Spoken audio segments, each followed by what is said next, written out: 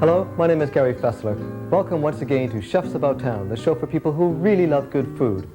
This is a cookery program that focuses on the foods and wines of our Pacific West Coast, using regional foods in season at the peak of their quality, prepared in innovative, creative, delicious, yet simple ways, a show that highlights our own unique British Columbia cooking style.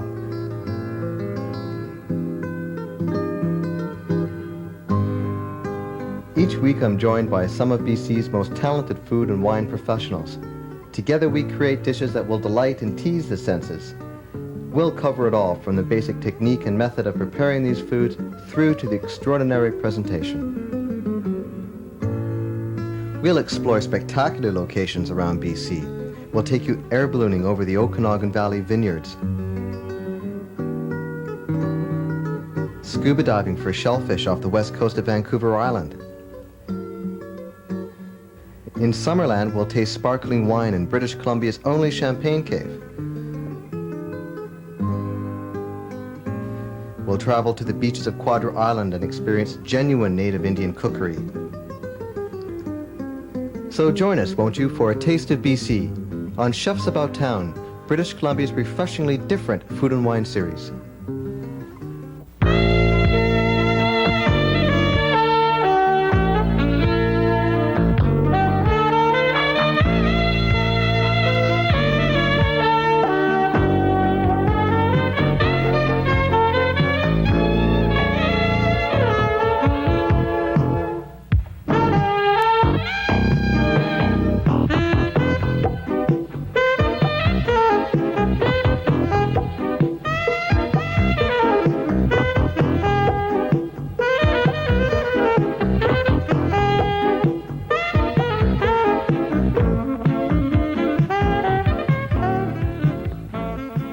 Hello, my name is Gary Faessler. Welcome once again to Chefs About Town, the show for people who really love good food.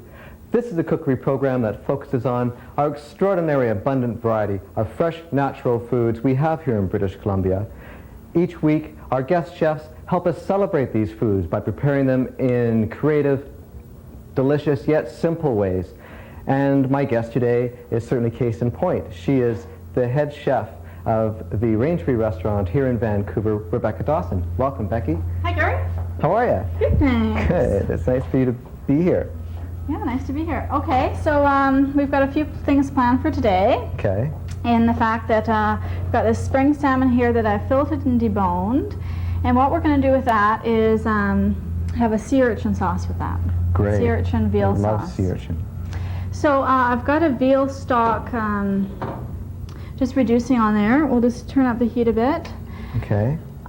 There's a mirepoix of celery, carrots, leeks, and onions, and we're just going to add that to the veal stock and let that simmer away. The veal stock looks great. Now, it's a little unusual perhaps to have veal stock with the fish, yeah. But I find it's fuller rather than rich. I've had the cream base, and it's just too heavy. So you feel it really enhances the fish, and yeah, it has not a cloying taste. Okay. So you've got a piece of smoked salmon there, and I've got a spring, and you could explain the salmon, and I'm just going to work on butterflying the salmon open. Well, this is my salmon. I caught this. I mean, there's more to it, but I caught this at April Point, and it was a 15-pound spring, and you can see it says Gary Faessler, just in case you think I was kidding. Gary Faessler, fish number, and then 15-pound spring, and I caught that at April Point, and I wanted to bring this, share it with you today. And we're going to, we're going to use it as part of a stuffing. Yeah, actually we're going to just julienne that. This is cold smoked, by the way. And work that into the tournedos, which is tournedos or roulade. So we're just carefully opening this up. It's a beautiful fish. Well, it's very, very fresh. You can tell by the meat, the way it's cutting. I'm just going to take the tail off here. Could you open that smoked salmon there for me? Sure. Can you, I was going to say toss me a knife, but I better not. Okay. Okay, so we've basically done this from the back. The belly is down the center of the fish, so you're starting with the wider or the thicker side of the salmon, the back, and then opening it towards. So we open that up, and would you like me to do that? Yeah, sure. Okay. Okay, oh, you're stepping on my... Yeah, sorry. Stepping on your cord. Okay. Okay, so we're just going to take this off. I can smell it. It's marvelous. It's delicious. I've tasted this, so I know how good it tastes. Okay. So this is a 15-pound spring, but you're not really impressed, are you? Because you used to work at a fishing Yeah, I used lodge. to work up in the Queen Charlotte's cooking, so we got to work with some 65ers. 45 was average, so. She really knows how to hurt a guy, because I was telling Becky over the phone that, I caught this 15-pound spring at April Point, and it took me 25 minutes to go in, and my arm went numb, and I thought the fish was going to win. But she said, oh, God, that's a baby. Yeah, well, the largest one I saw was 88 pounds. That's not a fish, that's Ogopogo. It was. That's huge. It was a That's what they call a tai. I think anything over 30 pounds or 35 pounds is a tai. Yeah. And the American name for spring is Chinook? Chinook. After Or the there's a wind. smiley. You've got a big smile on your face once smiley? you catch a fish. Oh, that's this was a decent smiley size. for me. I couldn't believe I got it in the It's boat. supposed to be over 30 pounds, though, Gary. Yeah, okay, well, it's halfway there. And that's only half a smiley. Okay, so we're just going to roll this, and I'm going to have to ask for your help here. Uh-huh. What exactly can I do? Okay, so we've got the smoked salmon.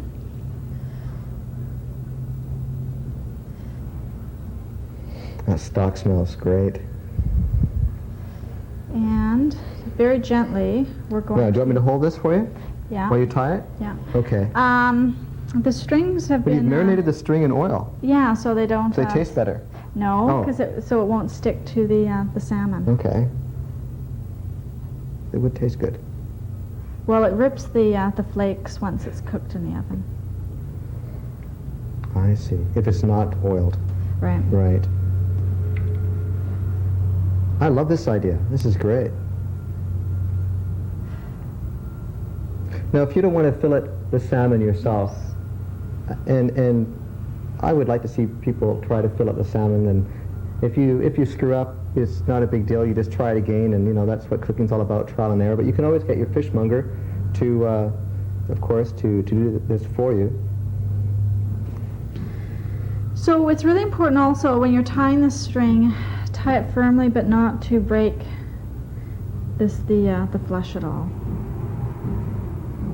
Okay, so we're going to work with a couple pieces, so I think that's fine. You can do strings down the whole length. Right. Okay. So we'll just, to be expedient, we'll just go this far. Right. Okay. And we need a hot pan to sear Okay. the Right. fish. I'll put the fire on for you. Flame on. There we go. What kind of oil do we have in here? A little bit of olive oil and vegetable oil. Okay, for the salmon. Okay, great. We're just going to sear it in that.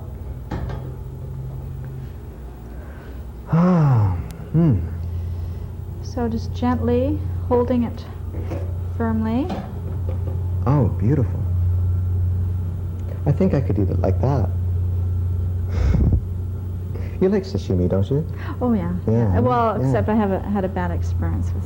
Oh, well, we won't talk about that. I We won't don't- talk about yeah, that on I know. the I air. know the experience you're talking about. And Yeah. No, you should always, when you have sashimi, just make sure it's frozen. it's been because frozen first. Yeah, we Just won't. for We won't go into that because we want people, their appetites to be. safety, for your digestive system. And if anyone tries to make sashimi at home, and we should explain. Would you explain what sashimi is? Just basically. Well, it's basically raw. Raw fish, salmon in this fish, yeah. case, slice off the fillet. Make sure, if there are a lot of people who go fishing here in British Columbia, And if you like it raw, we'll do a marinade with raw fish and oil, a little lemon juice or vinegar.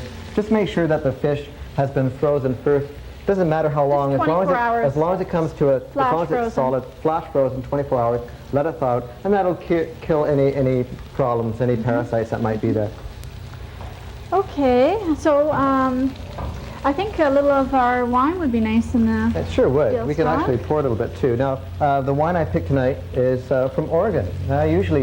We usually promote and support the British Columbia wine industry here, which is doing remarkable things, winning international awards across the world. But this is they're also making wonderful wines in Washington and Oregon, and being a show that focuses on Pacific Northwest foods and wines, this is a Pinot Gris that we're using today from Adelsheim Estate Winery. And we'll just put that down there. And this is kind of it's fruity, but it has enough, it's on this tiny bit of sweet side, but and very fruity, but it has enough acid that it's nicely balanced. I think it'll go very well with this. Okay, so we'll just see how this is.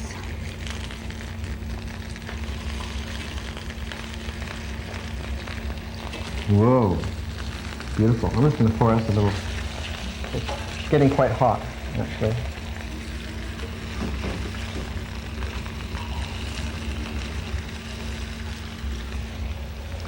Okay, so at this point, we're reducing our veal stock, and we're just going to put the Can we put salmon this in the oven now? oven. Okay, Certainly. let's do that. Now, what temperature do we have the oven at? 400 degrees, and we're going to put that in for about 5 minutes.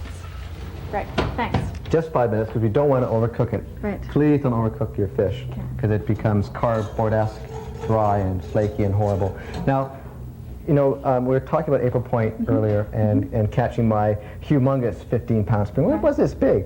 Well, it was this big. I think it's a fish story. Yeah, anyway, the people out there are marvelous, and we did some native Indian cookery on the beaches of Quadra Island, where April Point is, which is, you know, a world-famous fishing resort. And let's just take a look at that day's visit.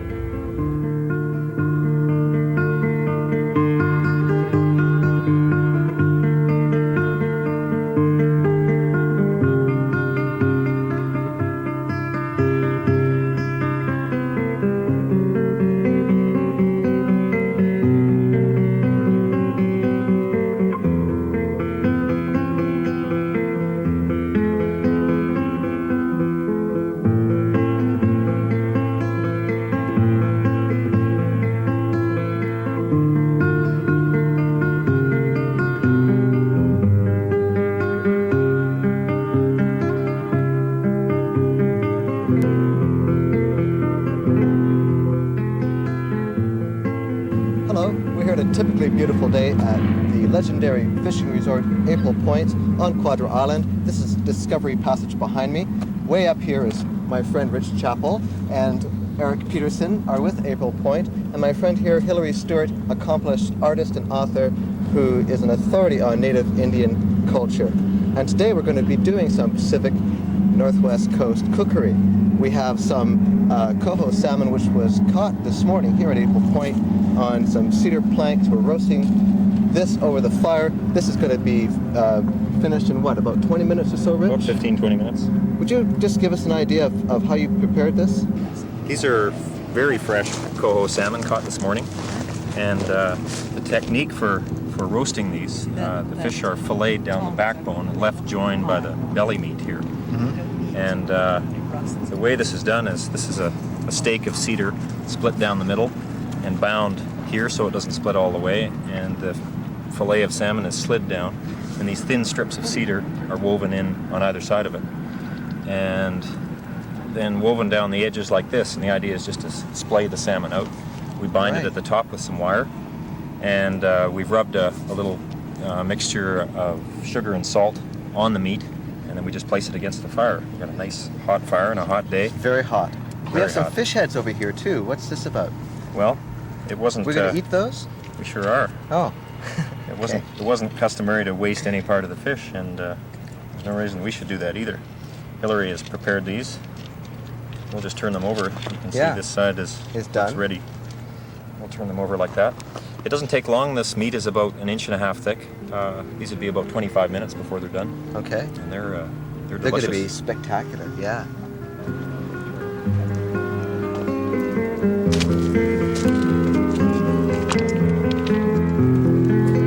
It's just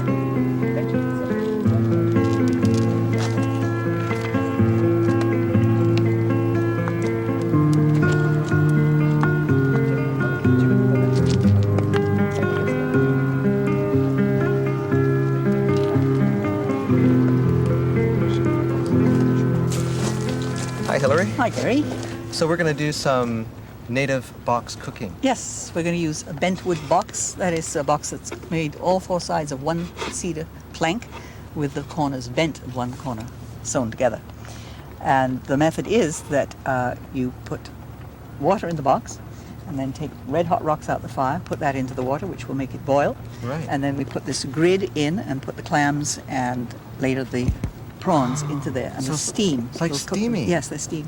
I Steam see. cooking. It's a How- wonderful. How old of a style of cooking is this? Well, nobody knows exactly because wooden boxes don't last any great antiquity, but it is an ancient method that's been practiced. Ancient method Yeah. here in British Columbia. Many years. Native Coast Indians, yeah. Fascinating. We're going to get Eric to get some stones. Heck, if you'd pull the stones out of the fire, Sorry. the stones have to get dipped in the pot of water here to wash the ashes off. Watch, Just quickly. you have to be careful because sometimes they explode. The rocks explode. Uh-huh. Thanks a lot. I think these have been used several times before, so they're okay. Okay, now you see how it's steaming already? Yeah. A few of those will maintain boiling of the water this for one's quite done. some time. That's enough. Enough. Don't put it off. So we don't want to keep them in the water here too long, otherwise they'll lose a lot of their heat too, I guess. And Now those are hot. I'm putting the clams on the grid, which will lower into the box.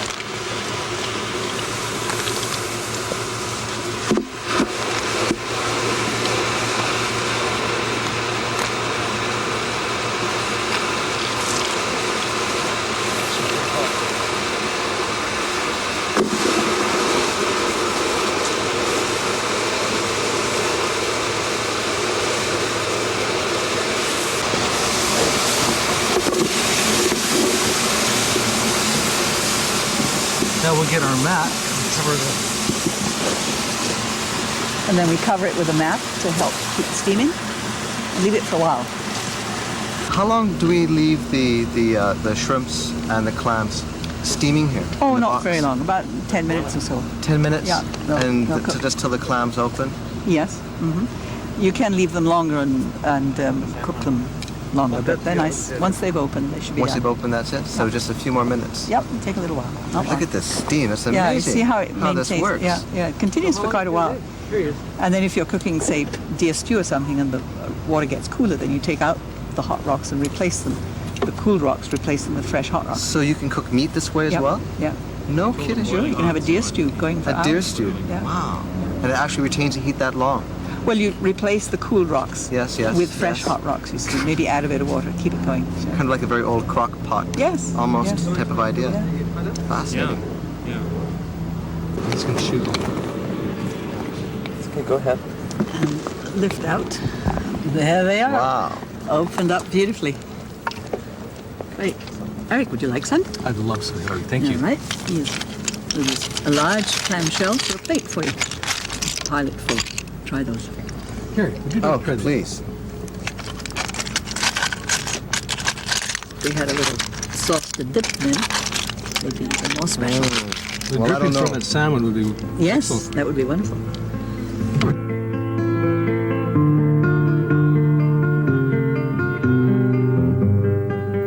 Hilary, Eric, this is spectacular what we have here. It's a sumptuous feast from the northwest coast is what it is. What we have here is Dungeness crab from Knight Inlet, up our coast, not too far away. And all of this is going to be served, or could be served, on these huge clam shells. They're spotlessly clean and make very good plates. There are the two salmon heads that you saw beside the fire roasting so well. So fish heads. And the fish heads, yes, from the salmon. Very good meat on that. This is bowl carved like a frog, which contains the spawn of herring on kelp. The herring have come into a shallow bay and spawned on the kelp, and it's dried, so it becomes like a salty, crispy cracker. Then you can eat the whole thing. You can eat the whole thing. You eat the whole thing, yes, Very indeed you good, do. too. Yeah, Yes. yeah, it makes a good appetizer. Just a few pieces of the salmon backs. Native people would cut the back out with still a lot of meat on it, and then dry and smoke that, and they would break off a piece for snacks, and that's very tasty also. And there is the feast dish full of the prawns that we steamed in the box, in box spotted cooking. prawns. They're beautiful, aren't they? They're lovely. And we just cooked Sliced. those for moments. Just, yes, not very long at all, and they cook right through. This is something rather different. It's halibut that's been sliced thin and dried by hanging it on a rack. In the north, there's not that much warmth and sunshine, so they slice it very thinly, and it dries quickly. Looks delicious. Eric, what have you got at your end? We have some local green laver, which is a seaweed. And this is purported to be the very best on the coast. This is red laver from Bella Coola, or Bella Bella, pardon me. These are Quadra Island quail eggs. We have clams that we've just steamed in the bentwood box. This is the salmon that Richard cooked. And over here we have smoked salmon, which is excellent. And there is our feast for tonight. I'm so hungry, I can't wait. Wonderful. Well, guys, thank you very much for having us here and sharing your knowledge and experience. Hilary and Pleasure. Eric, Rich, thanks for having us at April Point Fishing Resort here on Quadra Island. It's our pleasure, Gary. We're going to enjoy this wonderful feast, and we're going to get back to you in Vancouver. And here's to all of you. Cheers. Cheers. Cheers. Okay, so I've got a fritter batter here, 1 egg, 1 cup of flour. I've used the wine that we're using today, Pinot Gris. Pinot Gris in that, and a little bit of pepper and fresh herbs. So we're going to make fritters with We have our squash. oil. A little bit of oil too. And we've got really, really oil high at 350. Let's bring that in a little closer. Okay. And it's a very light batter. I've also dusted the flour with cornstarch, basically using the tempura Why is that? method. Why do you do that? Why do you dust it a little bit with flour?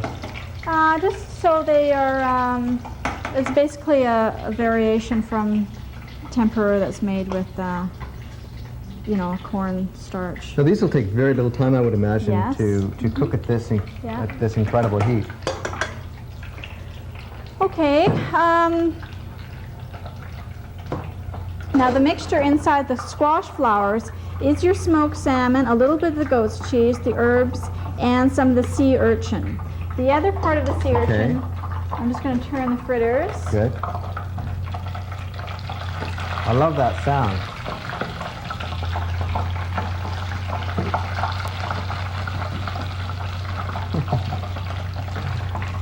Giving you a hard time there? Yeah, a little bit. Behave. Stay down. Okay. Okay. So we've incorporated the butter into the butter sauce here. Right.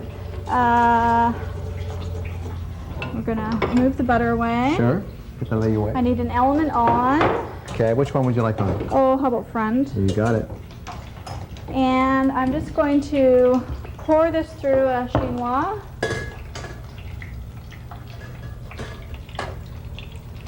Into a blender.